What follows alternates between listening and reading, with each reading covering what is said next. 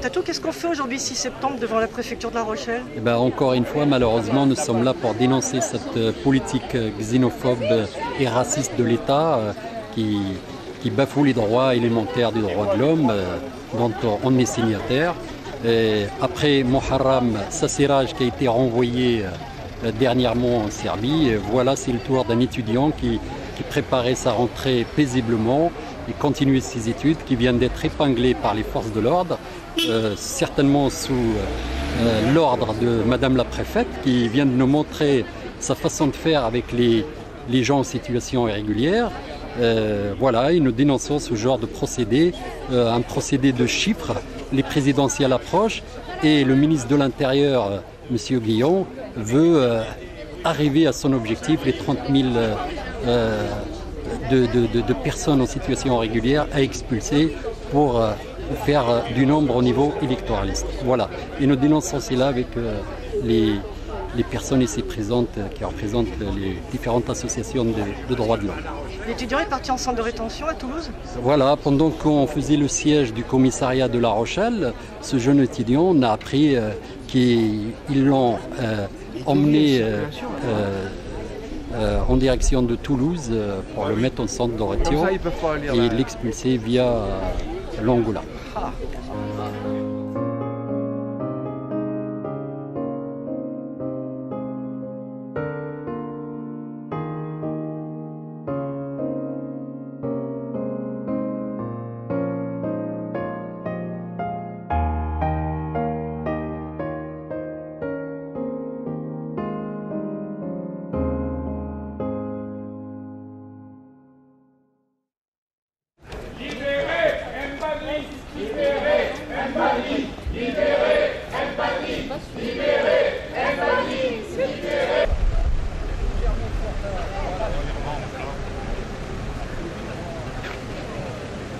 Vas-y Flavie, tu peux les faire.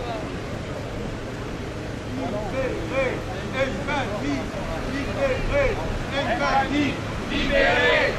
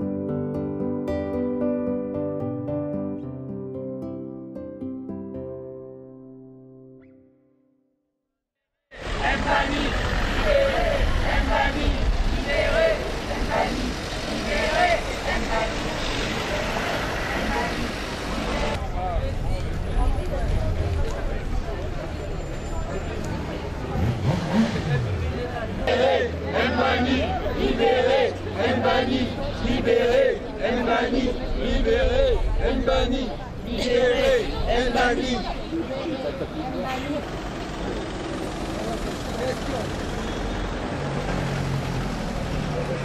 Michel, tu peux nous dire 2 mots sur la politique d'immigration du gouvernement? Non, je ne peux pas dire 2 mots, je peux dire 1000 mots. En 2 mots, je dirais pourri et dégueulasse. On est en train de revivre des choses qu'on n'a pas vécues depuis très très longtemps. Je trouve qu'on va dans un sens vraiment à l'extrême. Je me demande si Madame la préfète de La Rochelle ne confond pas La Rochelle et Paris, parce qu'il y a aussi un Veldiv à La Rochelle, et je trouve que ça commence à bien faire. Si le gouvernement cherche des affrontements et de la violence, alors ils doivent continuer comme ça. Si par contre, ils pensent pouvoir faire quelque chose pour apaiser ces situations, alors il faut étudier le cas des sans-papiers et il faut régulariser les sans-papiers. Mais on ne peut pas continuer comme ça, à aller chercher les gens à leur domicile, à aller chercher les enfants devant les écoles et les expulser d'une façon qui est absolument horrible, ignoble et inhumaine. Voilà, c'est les mots que j'utiliserai pour qualifier la politique de ce gouvernement. C'est inhumain, c'est inhumain. C'est quand même le 3e à La Rochelle depuis la rentrée. C'est le 3e à La Rochelle depuis la rentrée. Et voilà, nous sommes un petit groupe à La Rochelle pour mobiliser là-dessus. Mais voilà, on sait très bien que les chiffres, c'est 30 000 dans l'année sur la France. Et donc il y en a partout, partout, partout. Sur nos réseaux, on reçoit des informations. Tous les jours, il y a des arrestations, il y a des mises en centre de rétention administrative, il y a des expulsions, il y a des familles qui sont brisées. C'est tous les jours la même chose. Tous les jours, tous les jours, tous les jours. Vous vous imaginez, pour en expulser 30 000 par an, ça fait une moyenne de 100 par jour. Mais il y a une bonne mobilisation aussi face à ça. Eh bien, on essaye de mobiliser le plus possible. Et voilà, il faut que les gens suivent et il faut surtout que les gens commencent à se rendre compte de ce qui se passe. J'ai l'impression que tant que les gens ne sont pas, pour un tel problème, touchés personnellement, eh bien, ils ont du mal à se mobiliser. Je souhaite à personne d'être touché personnellement, mais il faut que les gens se mettent dans la tête ce que représentent des enfants qui ne peuvent plus aller à l'école parce que leur mère est obligée de se cacher et de les cacher parce que la police les recherche. Je veux dire, c'est d'un autre temps, ça. C'est en recul de 60 ans. C'est quoi cette démocratie? C'est dégueulasse.